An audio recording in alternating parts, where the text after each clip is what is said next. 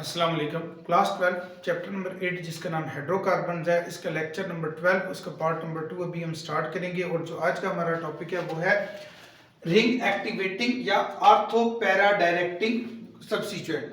अब आपको ये बात पता है कि बेंजीन रिंग के ऊपर अगर आप किसी भी इलेक्ट्रोफाइल का अटैक करवाना चाहें तो वो बेंजीन रिंग के किसी भी कार्बन पे अटैच हो सकता है, जो कि हमने इसके पार्ट नंबर 1 में देखा था। लेकिन अगर आपने सेकंड सब्स्टिट्यूएंट अटैच करवाना है तो जो पहले से सब्स्टिट्यूएंट अटैच होगा उसकी मर्जी के अकॉर्डिंग सेकंड सब्स्टिट्यूएंट अटैच होगा।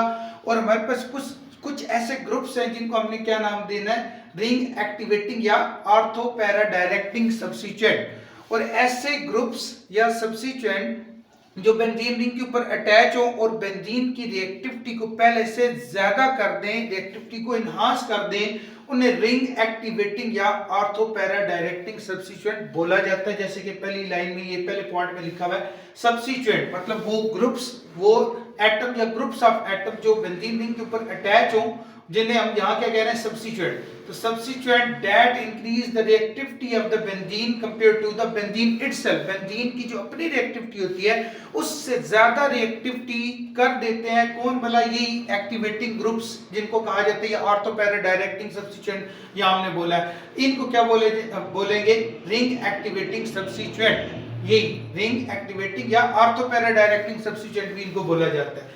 दे डोनेट, ये काम क्या करते हैं, कैसे बेंजीन रिंग की रिएक्टिविटी को इंक्रीज करते हैं जो नॉर्मल बेंजीन होता है। और जब ये ग्रुप्स अटैच हो जाते हैं उसके बाद बेंजीन रिंग की रिएक्टिविटी कैसे बढ़ती है, ये ऐसे ग्रुप्स होते हैं जो इलेक्ट्रॉन ट्रांसफर करते हैं बेंजीन रिंग की तरफ। तो ये इलेक्ट्रॉन डोनेटिंग ग्रुप्स होते हैं, बेंजीन रिंग की तरफ इलेक्ट्रॉन डेंसिटी को थ्रो करते हैं, जिसकी वजह से बेंजीन रिंग में इलेक्ट्रॉन डेंसिटी ज्यादा हो जाती है और वो क्या हो जाते हैं, मोर रिएक्टिव हो जाते हैं as compare to simple benzene जिसके ऊपर कोई भी ग्रुप अटैच है नहीं होता।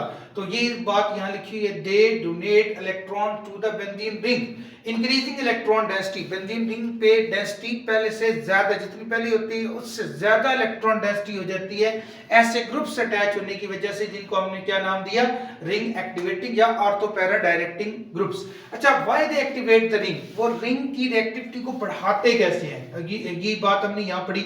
These groups donate electron by resonance effect. Resonance के थ्रू ये इलेक्ट्रॉन बेंजीन रिंग को ट्रांसफर करते हैं। अब रेजोनेंस आपको पता है कि जो इलेक्ट्रॉन्स हैं वो किसी एक एटम पे अगर फिक्स ना हो, वो इलेक्ट्रॉन एक से ज्यादा एटम पे मूव कर सकते हो, तो ऐसे कंपाउंड में रेजोनेंस होती है। और जिन कंपाउंड में रेजोनेंस होती है वो स्टेबल होते हैं। तो ये ऐसे ग्रुप्स हैं जो रेजोनेंस के थ्रू इलेक्ट्रॉन ट्रांसफर करते हैं टुवर्ड द बेंजीन रिंग। इस इलेक्ट्रॉन ट्रांसफर करने को, इलेक्ट्रॉन डोनेटिंग प्रॉपर्टी को आप यहां क्या लिखोगे, प्लस आर इफेक्ट। प्लस का मतलब वो इलेक्ट्रॉन डोनेट कर रहा है, आर का मतलब थ्रू रेजोनेंस, रेजोनेंस के थ्रू इलेक्ट्रॉन बेंजीन रिंग की तरफ वो थ्रो कर रहा है, इसलिए इनको क्या कहा जाता है, इस इफेक्ट को क्या कहा जाता है, प्लस आर इफेक्ट। किसको, इलेक्ट्रॉन देने वाले इफेक्ट को। अच्छा, अब इससे क्या होता है कि इंक्रीज, जब इलेक्ट्रॉन ये ग्रुप्स डोनेट करेंगे किसकी तरफ, बेंजीन रिंग की तरफ, तो इसलिए वो बेंजीन रिंग पहले से ज्यादा रिएक्टिव हो जाएगी और इजीली इलेक्ट्रोफाइल को अटैक करने की एबिलिटी रखती होगी। यही बात यहाँ लिखी हुई है। Increase electron density on the ring, benzene ring के ऊपर इलेक्ट्रॉन डेंसिटी को ये ग्रुप्स बढ़ा देते हैं। Make it more reactive toward electrophile. अब आपको पता है बेंजीन रिंग जो है वो इलेक्ट्रोफाइल पे इसीलिए अटैक करता है बेंजीन रिंग के पाई बॉन्ड की वजह से, और पाई बॉन्ड जो है वो एज अ न्यूक्लियोफाइल के तौर पे काम कर रहे होते हैं। तो न्यूक्लियोफिलिसिटी बढ़ जाती है ऐसे ग्रुप्स अटैच होने से, जिनको हमने क्या कहा, रिंग एक्टिवेटिंग ग्रुप्स। ये कौन से होते हैं ये भी अभी हम डिस्कस करेंगे। तो बेंजीन रिंग की डेंसिटी पहले से ज्यादा हो जाती है, जिसकी वजह से benzene ring, normal benzene ring से जिसके ऊपर कोई ग्रुप अटैच नहीं होता उसको मैं नॉर्मल बेंजीन रिंग कह रहा हूं, और जिसके ऊपर फर्दर कोई ग्रुप अटैच हो और वो ग्रुप कौन सा, इलेक्ट्रॉन डोनेट करने वाला, तो उससे बेंजीन रिंग के ऊपर इलेक्ट्रॉन डेंसिटी बढ़ेगी और इलेक्ट्रोफाइल की तरफ वो मोर रिएक्टिवली रिएक्ट करेगा, मतलब जल्दी से रिएक्ट करेगा इन इलेक्ट्रोफिलिक एरोमेटिक सब्स्टिट्यूशन रिएक्शन। अब बेंजीन रिंग के ऊपर आपको पता है हम कोई भी सब्स्टिट्यूएंट अटैच करवाते हैं तो वो कौन से रिएक्शन से करवाते हैं, एरोमेटिक सब्स्टिट्यूशन रिएक्शन, जो कि हमने इस पूरे चैप्टर में इसी के ऊपर ही काफी सारे टॉपिक्स को डिस्कस किया है, एरोमेटिक सब्स्टिट्यूशन रिएक्शन के ऊपर, जिसमें हमने अल्काइलेशन, असाइलेशन, नाइट्रेशन और हैलोजिनेशन, ये चार रिएक्शन मेन डिस्कस किए बेंजीन रिंग के एरोमेटिक सब्स्टिट्यूशन रिएक्शन है ये चारों। तो उनके थ्रू हमने डिफरेंट ग्रुप्स अटैच करवाए थे बेंजीन रिंग के ऊपर। तो जो बेंजीन रिंग की रिएक्टिविटी है वो जो नॉर्मल बेंजीन रिंग है जिसके ऊपर कोई सब्स्टिट्यूएंट अटैच नहीं है तब बेंजीन रिंग लेस रिएक्टिव होगा। जब कोई ग्रुप अटैच हो जाएगा जो इलेक्ट्रॉन बेंजीन रिंग की तरफ थ्रो कर रहा है तो ऐसे ग्रुप्स जिनको हमने रिंग एक्टिवेटिंग ग्रुप्स का है वो इलेक्ट्रॉन डेंसिटी को बढ़ा देंगे बेंजीन रिंग पे और बेंजीन रिंग पहले से ज्यादा एक्टिव हो जाएगी, मोर रिएक्टिव हो जाएगी। ये बात यहाँ लिखी हुई है। अच्छा, इन्हीं को हम क्या बोलते हैं, रिंग एक्टिवेटिंग को। जैसे मैंने यहाँ बताया कि ऑर्थो पैरा डायरेक्टिंग नेचर भी इनको कहा जाता है। कह सकते हो कि ऐसे ग्रुप्स जो हैं उनकी नेचर क्या होती है, ऑर्थो पैरा डायरेक्टिंग, कि वो नए आने वाले सब्स्टिट्यूएंट को बेंजीन रिंग के ऑर्थो एंड पैरा पोजीशन पे सिर्फ अलाउ करेंगे। अब ये क्या करते हैं, ortho para directing group benzene ring की ऑर्थो एंड पैरा पोजीशन पे इलेक्ट्रॉन डेंसिटी को बेसिकली बढ़ा देते हैं, जिसकी वजह से जो सेकंड इलेक्ट्रोफाइल है वो सिर्फ सेकंड पोजीशन और फोर्थ पोजीशन, सेकंड पोजीशन को आप ऑर्थो कहते हो और फोर्थ पोजीशन को आप पैरा कहते हो, तो सेकंड और फोर्थ पोजीशन पे इलेक्ट्रॉन डेंसिटी ज्यादा हो जाती है। इसलिए सेकंड जो इलेक्ट्रोफाइल होगा वो कौन सी पोजीशन पे अटैच होगा, ऑर्थो पोजीशन मतलब 2 पोजीशन पे अटैच होगा, या पैरा पोजीशन जिसको 4 पोजीशन भी कहा जाता है। तो सेकंड इलेक्ट्रोफाइल उस 2 या 4 पोजीशन पे ही अटैच होगा।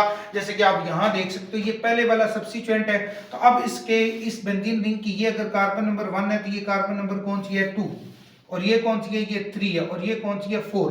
तो ये वाला जो ग्रुप है ये इलेक्ट्रॉन डोनेटिंग ग्रुप है। ये अपनी इलेक्ट्रॉन डेंसिटी बेंजीन रिंग की तरफ थ्रो करता है थ्रू रेजोनेंस। इसलिए अगर सेकंड आपने कोई भी इलेक्ट्रोफाइल इस बेंजीन रिंग पे अटैच करना है तो इस ग्रुप ने बेंजीन रिंग की ये वाली पोजीशन, इसको आप ऑर्थो पोजीशन कहते हैं। चलो मैं यहां लिख देता हूं ऑर्थो, इसको भी ऑर्थो, इसको मेटा, इसको भी मेटा और इसको पैरा।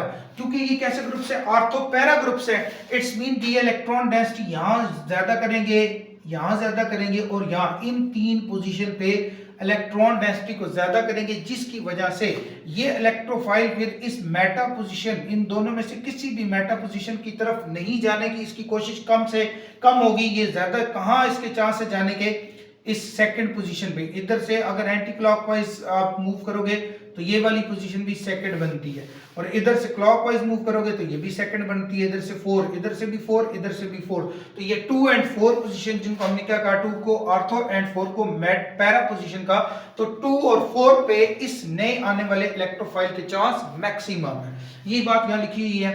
रिंग एक्टिवेटिंग सब्स्टिट्यूएंट, जैसे कि CH3 एक रिंग एक्टिवेटिंग सब्स्टिट्यूएंट है, are also called ortho para directing substituent. इनको ऑर्थो पैरा डायरेक्टिंग सब्स्टिट्यूएंट भी कहा जाता है। क्यों? क्योंकि ये सेकंड इलेक्ट्रोफाइल को सिर्फ ऑर्थो और पैरा पे आने के लिए अलाउ करेंगे। They direct the incoming electron mainly to ortho and para position. ये नए आने वाले इलेक्ट्रोफाइल को सिर्फ सेकंड पोजीशन या फोर्थ पोजीशन, जिसको अपने ऑर्थो एंड पैरा पोजीशन का, वहां अलाउ करेंगे।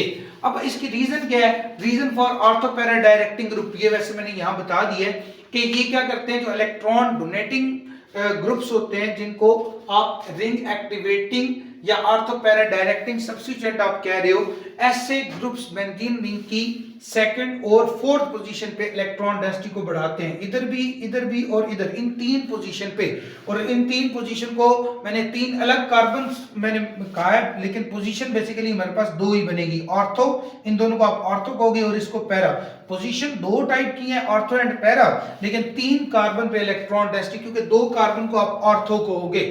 तो कौन सी, ये वाली कार्बन और ये वाली कार्बन ऑर्थो है, तो इसलिए ऑर्थो और पैरा पे इलेक्ट्रॉन डेंसिटी को ये ज्यादा कर देते हैं। कौन सी कार्बन, 2 और 4 कार्बन। तो electron density become higher at carbon 2 and carbon 4। ये कब हायर होती है, जब ये इलेक्ट्रॉन डोनेटिंग ग्रुप्स अटैच होते हैं, जिनको रिंग एक्टिवेटिंग ग्रुप्स भी कहा जाता है। ये अटैच होते हैं बेंजीन रिंग के साथ, जैसे कि ये अटैच है, तो ये बेंजीन रिंग के कार्बन नंबर 2 और 4 पे इलेक्ट्रॉन डेंसिटी को बढ़ा देते हैं। और जो कार्बन नंबर 3 है, चाहे क्लॉकवाइज रोटेट करो 3, जिसको आप मेटा कह रहे हो, इधर से आओ तो इधर से भी 3 या मेटा पोजीशन, यहां इलेक्ट्रॉन डेंसिटी को ये क्या कर देते हैं, कम कर देते हैं। Electron density is lower at carbon 3 comparatively 2 position meta ortho and para position. इन दोनों की अगर आप कंपैरिजन करो तो मेटा पोजीशन पे इलेक्ट्रॉन डेंसिटी इनसे कम होती है। किन से बोला, ortho and para position. 2, 4 position से इलेक्ट्रॉन डेंसिटी मेटा पोजीशन पे कम होती है कब भला, जब ये इलेक्ट्रॉन डोनेटिंग ग्रुप्स अटैच होते हैं। अच्छा, therefore electrophile attack ortho and para position. अब आप मुझे खुद बताओ, इलेक्ट्रोफाइल पे पॉजिटिव चार्ज है और इलेक्ट्रॉन डेंसिटी इस कार्बन पे ज्यादा है, तो ये इलेक्ट्रोफाइल इधर आने की इस वजह से कोशिश करेगा। अब इन्होंने क्या किया, इन्होंने इलेक्ट्रॉन डेंसिटी यहां ज्यादा की, यहां ज्यादा की, यहां ज्यादा की, तो इलेक्ट्रोफाइल भी सिर्फ इन्हीं पोजीशन पे आएगा। यहां तो इलेक्ट्रॉन है ही कम, इलेक्ट्रॉन की डेंसिटी कम है, इसलिए ये इलेक्ट्रोफाइल इधर नहीं आएगा, क्योंकि इलेक्ट्रोफाइल ऐसी स्पीशीज होती हैं जो इलेक्ट्रॉन डेफिशिएंट स्पीशीज होती हैं, इनको इलेक्ट्रॉन चाहिए होते हैं। जब इलेक्ट्रॉन है ही इस मेटा पोजीशन पे कम, तो ये फिर प्रेफर कहां करेंगे, टू पोजीशन जिसको ऑर्थो पोजीशन का है, ऑर्थो पोजीशन को प्रेफर करेंगे या पैरा पोजीशन को। इसलिए हम कहते हैं कि जो हमारे पास इलेक्ट्रॉन डोनेटिंग ग्रुप्स होते हैं, जिनको रिंग एक्टिवेटिंग या ऑर्थो पैरा डायरेक्टिंग सब्स्टिट्यूएंट भी कहा जाता है, वो इलेक्ट्रॉन डेंसिटी को ऑर्थो एंड पैरा पे बढ़ाते हैं, जिसलिए सेकंड इलेक्ट्रोफाइल सिर्फ ऑर्थो एंड पैरा पे जाके अटैच होने को प्रेफर करता है। अब इसमें डिफरेंट एक रिएक्शन की हेल्प से इसको फर्दर हम थोड़ा सा अंडरस्टैंड करते हैं, जिसमें एरिनियम आयन जो बनता है वो उसकी नेचर कैसे होगी और वो कैसे स्टेबलाइज कैसे होता है, जिसको आप सिग्मा कम्प्लेक्स भी कहते हैं। एरिनियम आयन का दूसरा नाम क्या है, सिग्मा कम्प्लेक्स।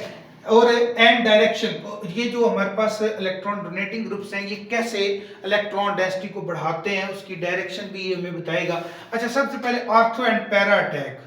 अगर सपोज करो जो इलेक्ट्रोफाइल है वो कहाँ अटैच होता है, ऑर्थो एंड पैरा पे, तो फिर हमारे पास है जो रेजोनेटिंग स्ट्रक्चर बनते हैं उनकी स्टेबिलिटी को देखेंगे, जो कि फर्दर हमें एक्सप्लेन करेगा कि वाकई ही में अगर ये इलेक्ट्रॉन डोनेटिंग स्पीशीज हैं, ये वाला जैसे ये वाला ग्रुप है, तो ये जो नया आने वाला इलेक्ट्रोफाइल है उसको फिर ऑर्थो एंड पैरा पे ही अटैच होना चाहिए। अच्छा, during ortho and para attack, जब कोई इलेक्ट्रोफाइल कहां अटैक करता है, ऑर्थो या पैरा पोजीशन पे, तो क्या होता है, रेजोनेंस स्टेबलाइज एरिनियम आयन। ये एरिनियम, तीन एरिनियम आयन है, इनको आप क्या कहोगे, रेजोनेंस स्टेबलाइज एरिनियम आयन, इन तीनों को आप ये कहोगे। इस फॉर्म जाहिर सी बात है, जब इलेक्ट्रोफाइल किसी भी पोजीशन पे अटैक करेगा, चाहे इवन वो मेटा पे अटैक करे, तो हमारे पास क्या बनेंगे, रेजोनेटिंग स्टेबलाइज एरिनियम आयन बनेंगे। लेकिन जब ऑर्थो ग्रुप पे कोई इलेक्ट्रोफाइल अटैक करता है तब क्या होगा, जब पैरा पे अटैक करता है उसके लिए ये हमने ये रेजोनेंट स्टेबलाइज एरिनियम आयन बनाए हैं। तो इसको जरा देखते हैं क्या इसमें कहा जा रहा है। तो अब ये इलेक्ट्रोफाइल है, इलेक्ट्रॉन ये वाले पाए इलेक्ट्रॉन ये इस पे अटैक करेंगे, मतलब इलेक्ट्रॉन इसको चाहिए थे, इसलिए इसने इसके साथ बॉन्डिंग करनी है। अगर सपोज करो ये इलेक्ट्रोफाइल आके ऑर्थो पे अटैक करता है, पैरा पे अटैक नहीं कर रहा, ऑर्थो पे अटैक कर रहा है, तो ये पाई बॉन्ड जो है ना, ये यहां से ब्रेक डाउन होंगे और इस ई के साथ बॉन्ड बनाएंगे, और इस पे एक आपको पता हाइड्रोजन भी है, हर कार्बन पे एक एक हाइड्रोजन है। अब इस कार्बन पे क्या आ जाएगा, पॉजिटिव चार्ज। देखो इस कार्बन पे फिर पॉजिटिव चार्ज क्यों आएगा, क्योंकि ये दोनों इलेक्ट्रॉन जो कि एक इस कार्बन का था, इस कार्बन का, एक इस कार्बन का, ये दोनों इलेक्ट्रॉन इस कार्बन और इस इलेक्ट्रोफाइल के दरमियान बॉन्ड बनाने में यूटिलाइज हो गए, इसलिए इस कार्बन पे यहाँ पे प्लस चार्ज आ गया। अगर आप देखो ना, ये इलेक्ट्रोफाइल इस पे अटैक करेगा तो ये हमारे पास एक स्टेबलाइज एरिनियम आयन बनेगा।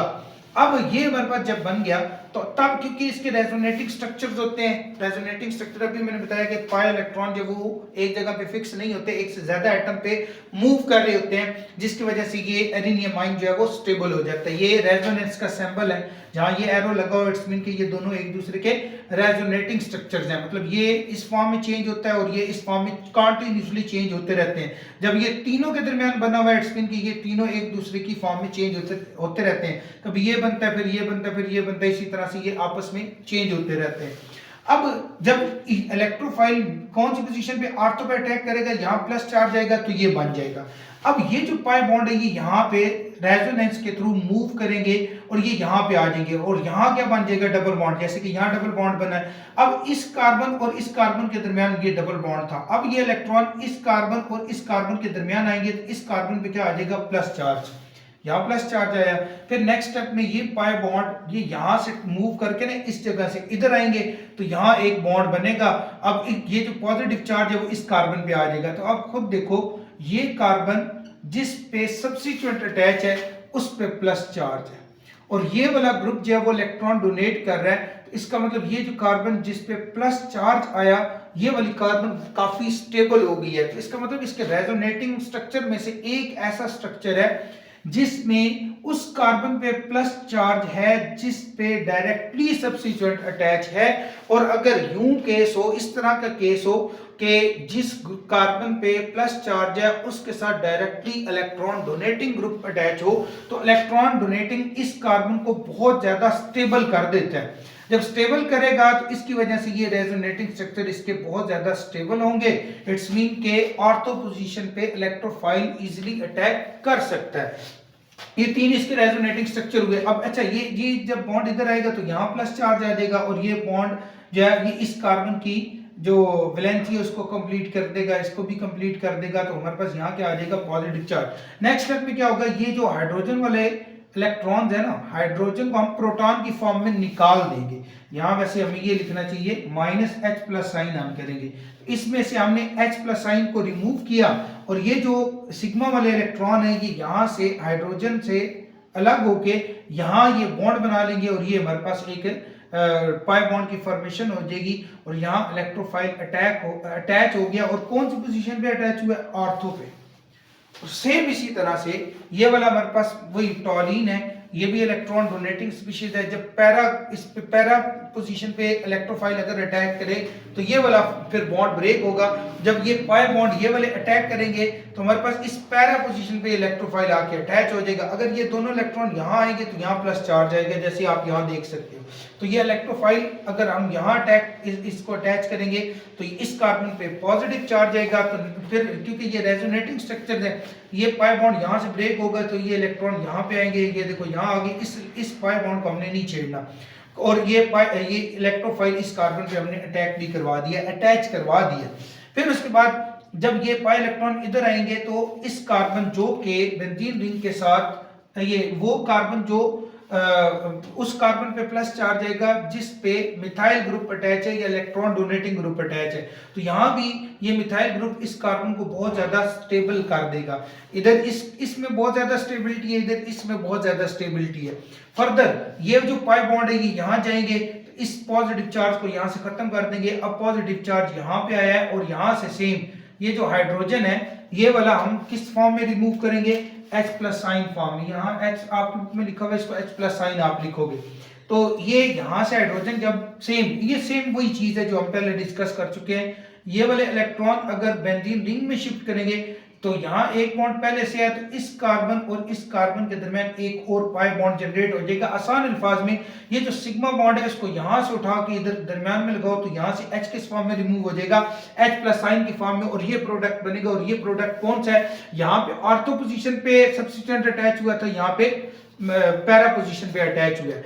अब आप इन दोनों केस में देखोगे एक चीज कॉमन है, वो कॉमन चीज ये है कि जब ऑर्थो पोजीशन पे इलेक्ट्रोफाइल ने अटैक किया या पैरा पोजीशन पे इलेक्ट्रोफाइल ने अटैक किया, तो ये हमारे पास जो रेजोनेंस स्टेबलाइज्ड एरिनियम आयन बने थे, इन तीनों में से एक ऐसा एरिनियम आयन है जिसमें उस कार्बन पे प्लस चार्ज है। इसके अंदर देखेंगे तो इसके अंदर इन तीनों में से देखेंगे तो ये वाला जो है, इसमें ये कार्बन जिस पे डायरेक्टली अल्काइल ग्रुप अटैच है या मिथाइल ग्रुप जिसको आप यहाँ कहोगे, या सब्स्टिट्यूएंट जो इलेक्ट्रॉन डोनेट कर रहा है वो अटैच है। अब ये वाला फर्दर इस कार्बन को इलेक्ट्रॉन डोनेट करेगा तो ये कार्बन काफी ज्यादा स्टेबल हो जाएगा। सेम इन तीनों में से मिथाइल ग्रुप या इलेक्ट्रॉन डोनेटिंग ग्रुप जिस कार्बन पे अटैच है उस पे पॉजिटिव चार्ज यहाँ पे, तो इन तीनों में से ये वो रेजोनेटिंग हमारे पास स्ट्रक्चर है, या जिसको आप एरिनियम आयन कहोगे, रेजोनेंस स्टेबलाइज्ड एरिनियम आयन, जहाँ पे उस कार्बन पे प्लस चार्ज है जो डायरेक्टली हमारे पास सब्स्टिट्यूएंट से अटैच है।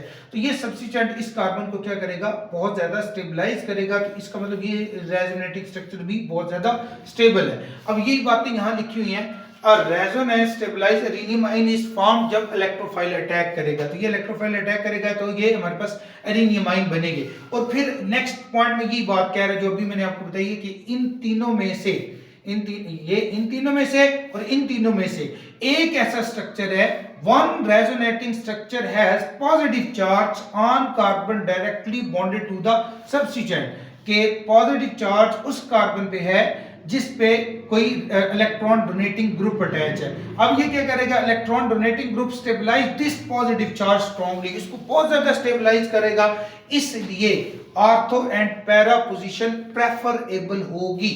अब यही बातें यहां लिखी हुई थी।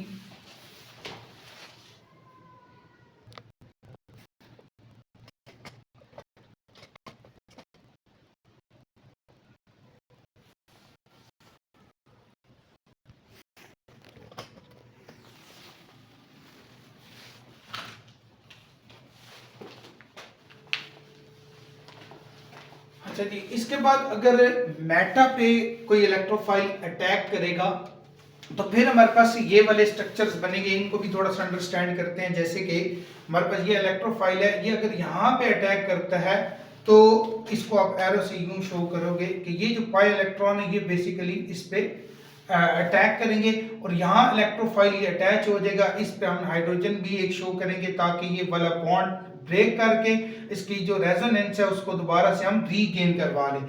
अब ये इलेक्ट्रोफाइल जो है ये किस कार्बन पे, इस कार्बन पे अटैच हुआ है यहाँ पे। अब क्या होगा, इस साथ वाले कार्बन जो यहाँ, अगर ये इलेक्ट्रोफाइल इधर अटैच हुआ है तो इस कार्बन पे फिर क्या आ जाएगा, पॉजिटिव चार्ज। जब ये पॉजिटिव चार्ज आएगा तो ये पाई बॉन्ड फिर नेक्स्ट स्टेप में मूव करेंगे इधर। अब ये पॉजिटिव चार्ज खत्म हो जाएगा क्योंकि ये बायो इलेक्ट्रॉन इधर आएंगे और पॉजिटिव चार्ज यहाँ पे आ जाएगा। सेम नेक्स्ट स्टेप में ये जो पाई बॉन्ड है ये यहाँ मूव करेगा और यहाँ डबल बॉन्ड जनरेट हो जाएगा और ये पॉजिटिव चार्ज खत्म होके इस कार्बन पे पॉजिटिव चार्ज आएगा जो यहाँ शो किया हुआ है।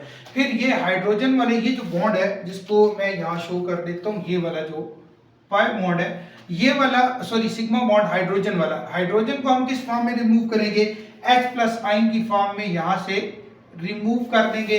जब H प्लस आइन रिमूव करेंगे तो ये जो सिग्मा बॉन्ड है वो यहाँ एंटर हो जाएगा किसमें, बेंजीन रिंग में, और बेंजीन रिंग की स्टेबिलिटी दोबारा रीअटेन हो जाएगी और मेटा पोजीशन पे अटैच हो जाएगा कौन वाला, इलेक्ट्रोफाइल।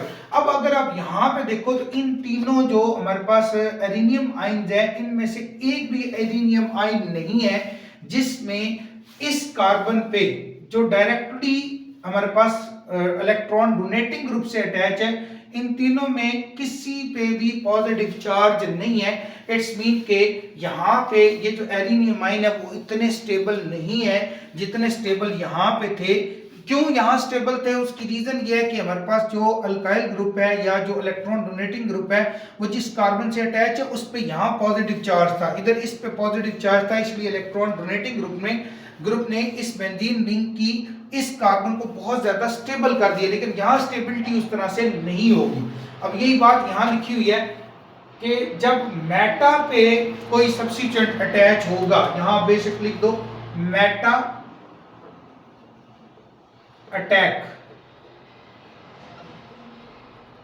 जब मेटा पे अटैक होगा तो तब हमारे पास इन तीनों में से कोई एक ऐसा एरिनियम आइन नहीं है जिसमें उस कार्बन पे पॉजिटिव चार्ज हो जिसके साथ डायरेक्टली ये इलेक्ट्रॉन डोनेटिंग ग्रुप अटैच है, जिसकी वजह से स्टेबिलिटी इतनी ज्यादा नहीं होगी। ये बात यहाँ लिखी हुई है, none of the resonance structure has positive charge on the carbon bonded to the substituent, कि जिस ग्रुप पे जिस कार्बन पे सब्स्टिट्यूएंट अटैच है इन तीनों एरिनियम आइन में से किसी पे भी पॉजिटिव चार्ज नहीं है, जिसकी वजह से क्या होगा, therefore electron donating groups can not stabilize the meta sigma complex, जिसकी वजह से ये जो मिथाइल ग्रुप है जिसको हमने क्या कहा यहाँ पे इलेक्ट्रॉन डोनेटिंग ग्रुप का या सब्स्टिट्यूएंट का, ये इन तीनों को इतना ज्यादा स्टेबल नहीं कर पाएगा जितना स्टेबल यहाँ इस केस में ऑर्थो एंड पैरा के केस में इसने स्टेबलाइज किया था। Meta substituent is less favourable, इस वजह से अगर इलेक्ट्रॉन डोनेटिंग ग्रुप होगा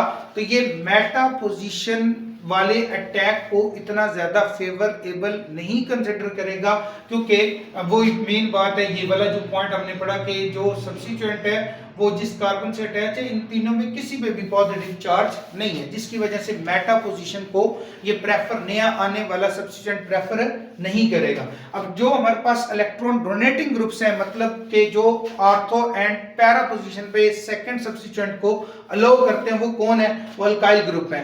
आर ग्रुप, मतलब कार्बन की चेन अगर बेंजीन रिंग पे अटैच होगी तो वो सेकंड सब्स्टिट्यूएंट को ऑर्थो एंड पैरा पे अलाउ करेगा कि वहां पे अटैच हो जाए। हाइड्रोक्सी ग्रुप अगर किस बेंजीन रिंग के ऊपर OH ग्रुप अटैच है, इट्स मीन कि ये भी ऑर्थो एंड पैरा पोजीशन पे सेकंड आने वाले सब्स्टिट्यूएंट को अटैच होने की परमिशन देगा।